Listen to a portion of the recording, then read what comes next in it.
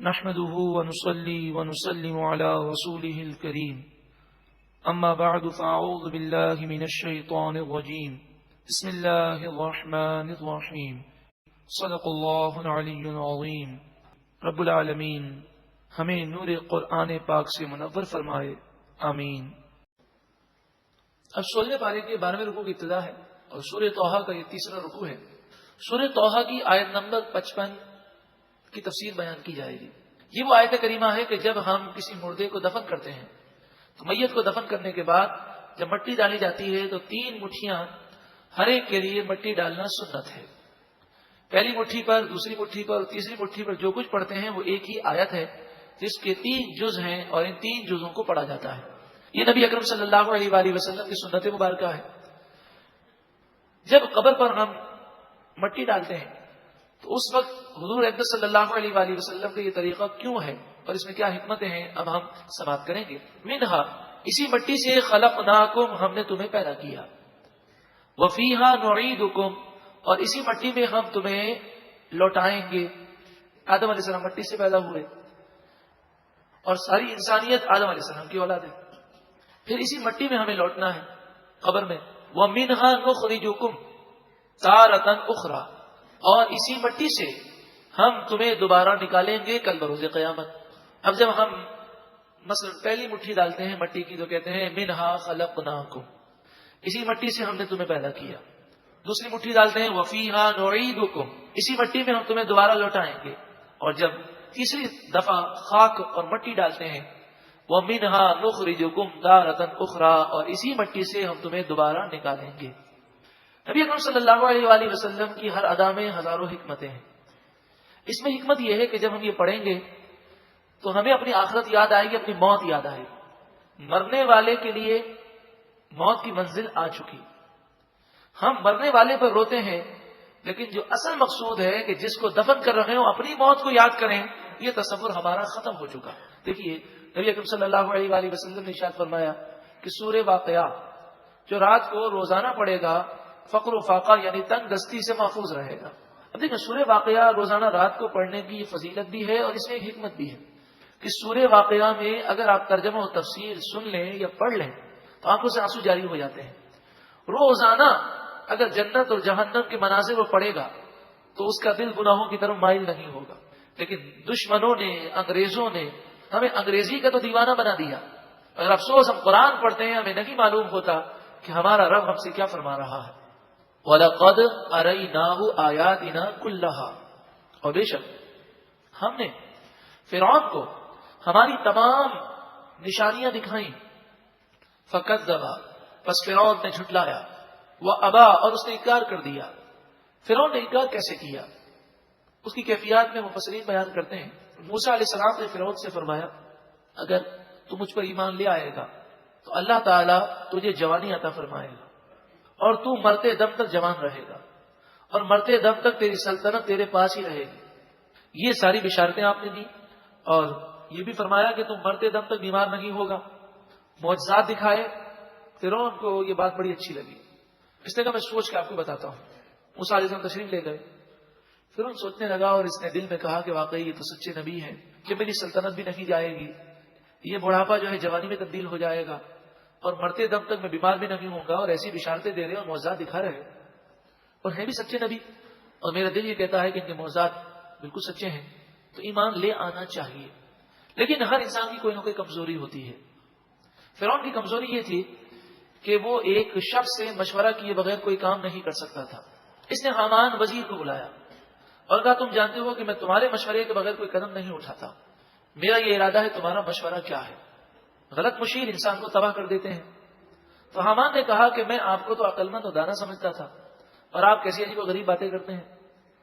320 سال گزر گئے، لوگ آپ کو مانتے آ رہے ہیں، مصر پر آپ کی حکومت ہے، لوگ آپ کو خدا سمجھتے ہیں۔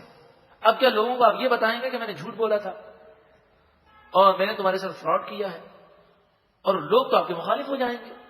اس طرح اس نے ایسی باتیں کی کہ فرعون ہدایت سے محروم ہو گیا۔ نبی اکرم صلی اللہ علیہ وآلہ وسلم نے فرمایا کہ صحبت مؤثر ہے، انسان پر لوگوں کی باتوں کا اثر ضرور ہوتا ہے، اس نے فرمایا ایسے کو دوست بناؤ جسے دیکھ کر تمہیں خدا یاد آ جائے۔ اگر تم اللہ کی یاد میں ہو تو وہ تمہارا معاون و مددگار بنے، اور تم غافل ہو گئے ہو تو تمہاری رہنمائی کرے۔ برے دوست انسان کو برا بنا دیتے ہیں، اسی طرح برے مشیر انسان کو مروا کے رکھ دیتے ہیں۔ تو حامان نے غلط مشورہ دیا، اور ایسا اس نے گھما پھرا کر باتیں کی کہ فرعون ہل گیا، اور اس نے یہ خیال کیا کہ موسیٰ علیہ السلام کہہ تو رہے ہیں سلطنت باقی رہے گی، لیکن ساری قوم مجھے مارنے آ جائے گی۔ تو اپنے آپ کو خدا کہتا تھا اور ہمیں بیوقوف بنایا، اور اب کہتا ہے میں نے جھوٹ بولا۔ اس نے حامان سے کہا کہ ایسی عظیم الشان معجزات جب موسیٰ علیہ السلام لوگوں کو دکھائیں گے تو پھر لوگ تو ایمان لے آئیں گے، پھر بھی میری حکومت چلی جائے گی۔ اور ہم کیا کریں؟ ہم کیا کہیں لوگوں کو کہ ہم موسیٰ علیہ السلام پر ایمان کیوں نہیں لائے؟ تو حامان نے مشورہ دیا کہ ہم اس طرح کہیں گے، فرعون جو ہے بڑا سمجھدار ہے، اس نے بڑی تحقیق کی ہے، اور یہ ثابت ہو گیا ہے کہ یہ بہت بڑا جادو ہے۔ عام آدمیوں کو جادو سمجھ میں نہیں آتا، لیکن ہے جادو۔ اس طرح ہم ایسا پروپیگنڈا کریں گے کہ لوگ حقیقت کی طرف اور دیکھنے کی طرف راضی نہیں ہوں گے، وہ موسیٰ علیہ السلام کو جادوگر سمجھ کر ان کی بات ہی نہیں سنیں گے۔ اسے یہ بھی معلوم ہوا کہ کسی سے لوگوں کو دور کرنے کے لیے یہ زمانہ قدیم سے رواج ہے کہ اس کے خلاف جھوٹا پروپیگنڈا کیا جائے، تہمت لگائی جائے، الزامات لگائے جائے۔ نبی اکرم صلی اللہ علیہ وآلہ وسلم نے جب تبلیغ کا آغاز فرمایا تو آپ کے خلاف کافروں نے یہی کیا کہ آپ کو بدنام کرنے کی کوشش کی تاکہ لوگ آپ کی بات ہی نہ سنیں۔ قال فرعون بولا اجئتنا لتخرجنا من ارضنا بسحرک یا موسیٰ، اے موسیٰ کیا آپ ہمارے پاس اس لیے آئے ہیں تاکہ اپنے جادو کے زور پر ہمیں ہماری زمین سے نکال دیں؟ موسیٰ علیہ الصلوۃ والسلام کے خلاف جو پروپیگنڈا کیا گیا کہ جادوگر ہے، اس کے ساتھ ساتھ حامان نے یہ بھی مشورہ دیا کہ لوگوں پر یہ دہشت بٹھا دیں کہ اگر موسیٰ علیہ السلام غالب آ گئے تو تم اس ملک سے نکال دیے جاؤ گے، بنی اسرائیل کی حکومت آئے گی۔ پھر لوگوں کو وہ تصورات تھے کہ ہم نے جو بنی اسرائیل پہ ظلم کیا ہے تو بنی اسرائیل ہم سے بدلہ لیں گے۔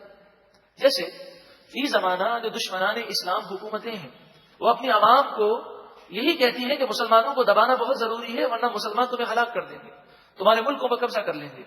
دہشت گردی کا نام لے کر مسلمانوں کو وہ ظلم و ستم کی آندیاں چلاتے ہیں۔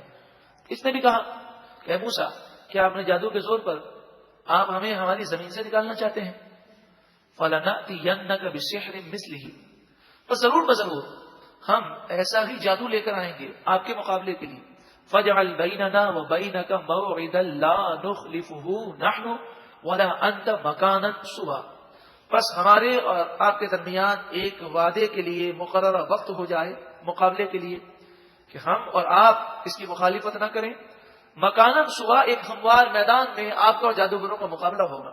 اس مقابلہ کرنے میں بھی اس کی یہی تدبیر تھی کہ مقابلے کا کوئی بھی رزلٹ آئے اور دنیا میں یہی مشہور ہوگا کہ جادوگروں کا مقابلہ جادوگر سے ہے۔ اس طرح لوگوں کے ذہنوں سے یہ بات نکل جائے گی کہ موسیٰ علیہ السلام ایک نبی ہے۔ یہ بھی ایک پروپیگنڈے کا حصہ تھا۔ قال آپ نے فرمایا موعدکم یوم الزینۃ، تمہارا مقابلے کا وقت یعنی تمہارا اور ہمارا مقابلے کا وقت یوم الزینہ ہے، میلے کا دن ہے۔ آپ نے میلے کا دن اس لیے قرار دیا تاکہ زیادہ لوگ جمع ہو سکیں، دور دراز سے لوگ سال میں ایک دن میلے کے لیے جمع ہوتے تاکہ زیادہ سے زیادہ لوگوں پر دین کی دعوت پہنچ جائے۔ دوسرا آپ نے یہ بات اس لیے کہی تاکہ لوگوں پہ ظاہر ہو جائے کہ اگر یہ موسیٰ علیہ السلام اللہ کے نبی نہ ہوتے تو کبھی بھی آپ سینہ تان کر اور بڑے ہی ہمت کے ساتھ یہ نہ کہتے کہ آ جاؤ ٹھیک ہے میں مقابلہ کر کے بتاتا ہوں۔ تو جو آدمی حق پر ہوتا ہے وہ سامنے آنے میں وہ ڈر محسوس نہیں کرتا۔ تو موسیٰ علیہ السلام نے ان دونوں باتوں کے پیش نظر فرمایا جب سارے لوگ جمع ہوں اس دن ہمارا مقابلہ ہوگا۔ یوم عاشورہ 10 محرم کو ان کے یہاں میلہ لگتا تھا اور اس سال یہ ہفتے کا دن تھا۔ وَأَن يُحْشَرَ النَّاسُ ضُحًى، اور اس وقت مقابلہ ہوگا جب لوگ دوپہر کے وقت جمع ہو جائیں تاکہ سورج چمک رہا ہو اور ہر چیز واضح نظر آ رہی ہو۔ ضحیٰ اس وقت کو کہتے ہیں سورج نکلنے سے لے کر زوال تک، یہ درمیانہ وقت ہے، اس کو آدھا کریں تو ضحیٰ وہ وقت ہے۔ یعنی یوں سمجھیے کہ اگر سورج 6 بجے نکلتا ہے اور زوال 12 بجے ہے تو 9 بجے یہ جو وقت ہے اس وقت ہر چیز روشن بھی ہوتی ہے اور گرمی زیادہ نہیں ہوتی۔ تو اس وقت میں چاش کی نماز پڑھنا افضل و اعلیٰ ہے۔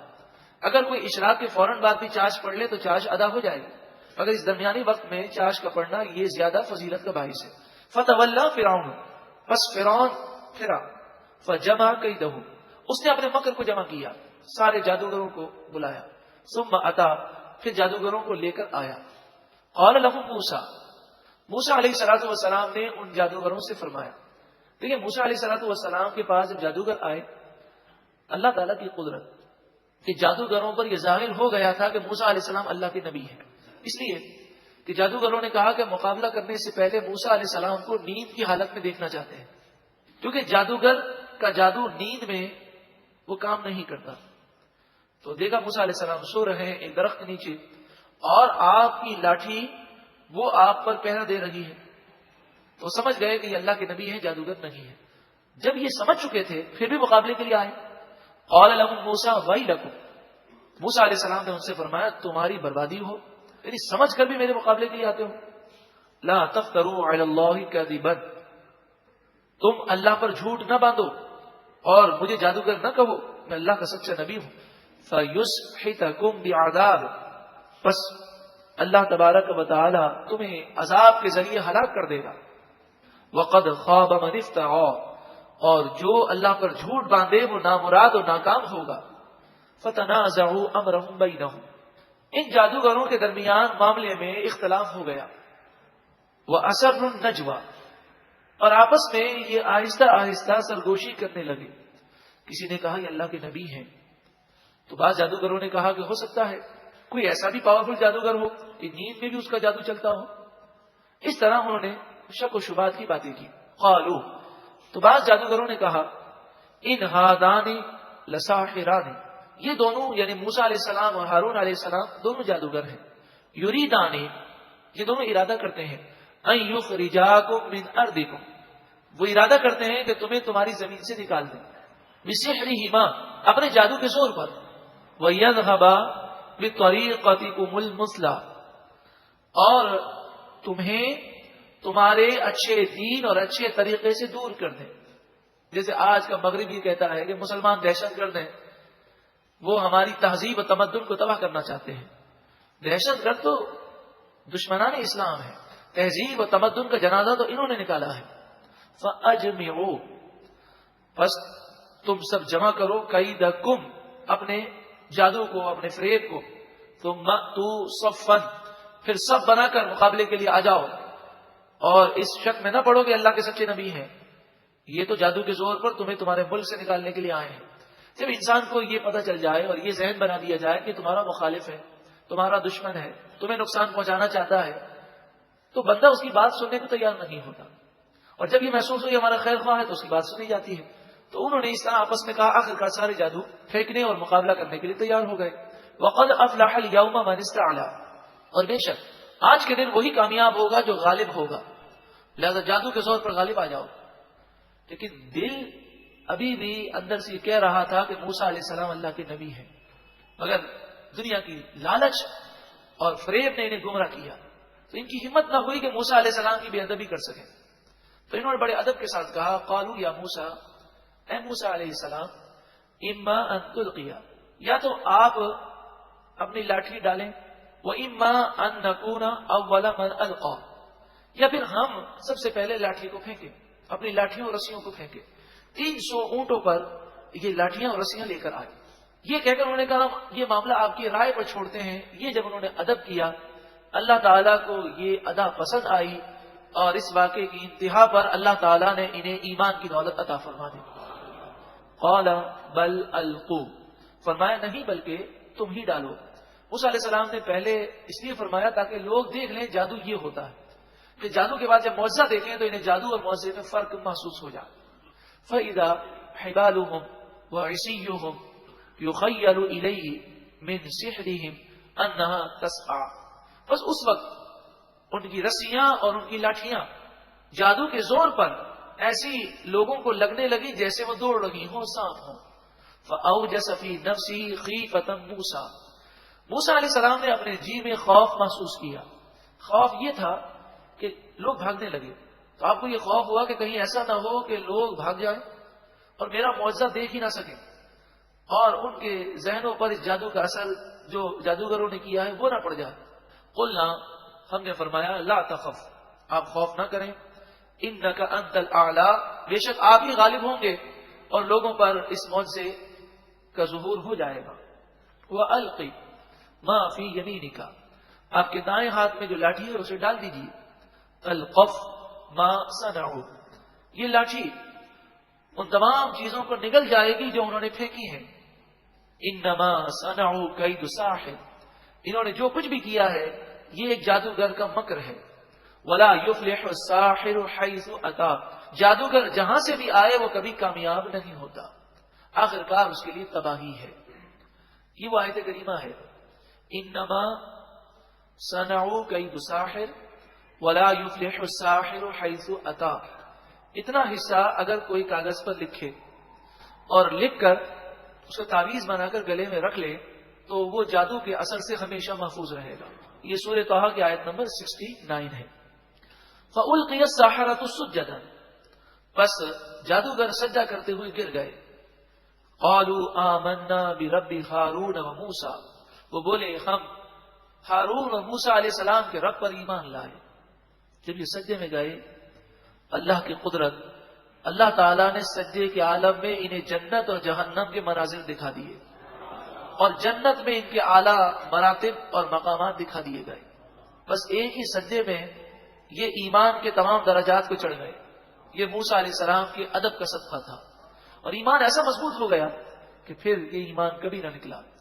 اے پروردگار، ہمیں بھی ایمان پر مضبوطی عطا فرما.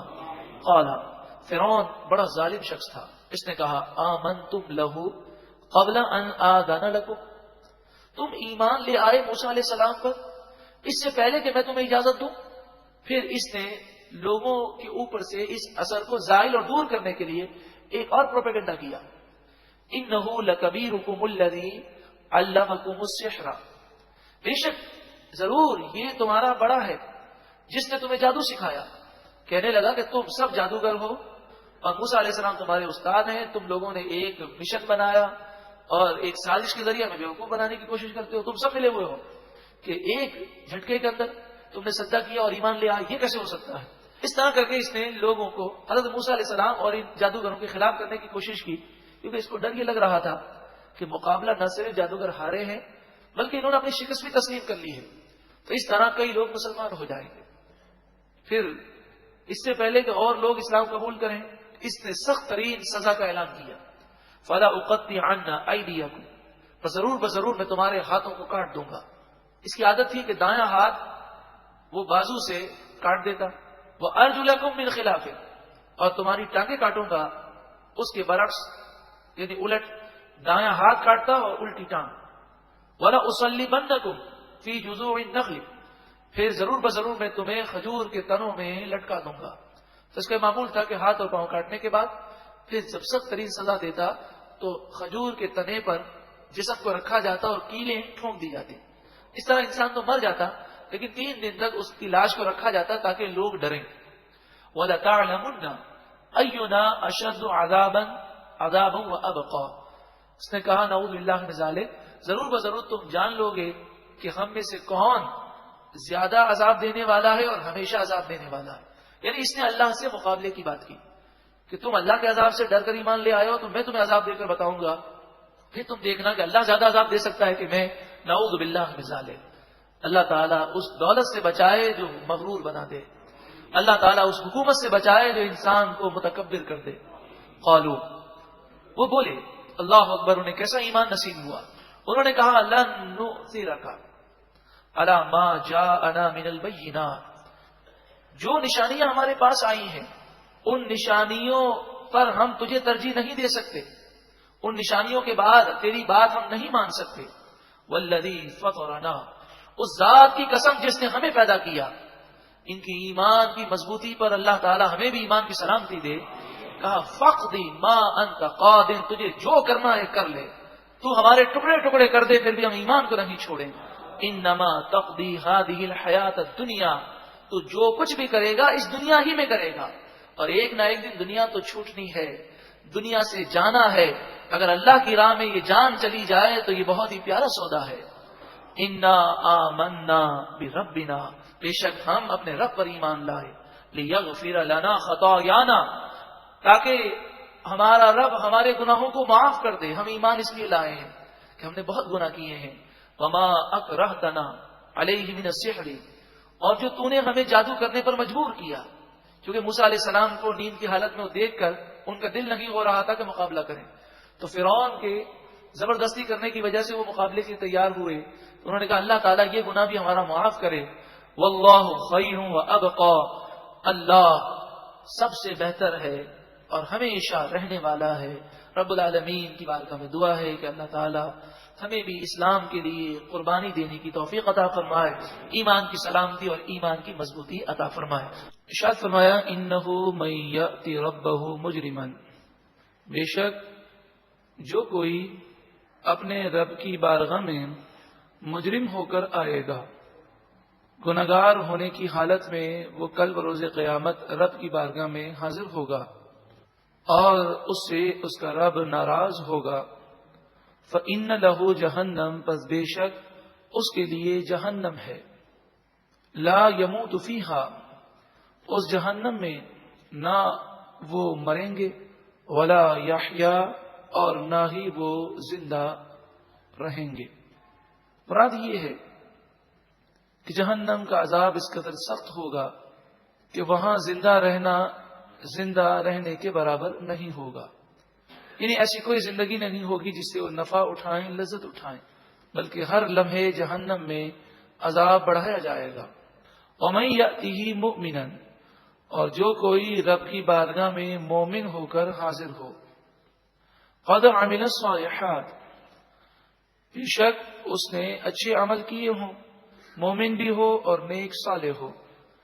فَأُولَئِكَ لَهُمُ الدَّرَجَاتُ الْعُلَىٰ، بس ایسے لوگوں کے لیے بلند درجات ہیں. دونوں لوگوں کا ذکر کیا گیا، جو ایمان کی حالت میں اچھے اعمال اختیار کر کے اس عالم میں اللہ تعالی سے ملنا چاہتا ہے کہ اللہ اسے راضی ہو، اسے چاہیے کہ وہ یہ راستہ اختیار کرے.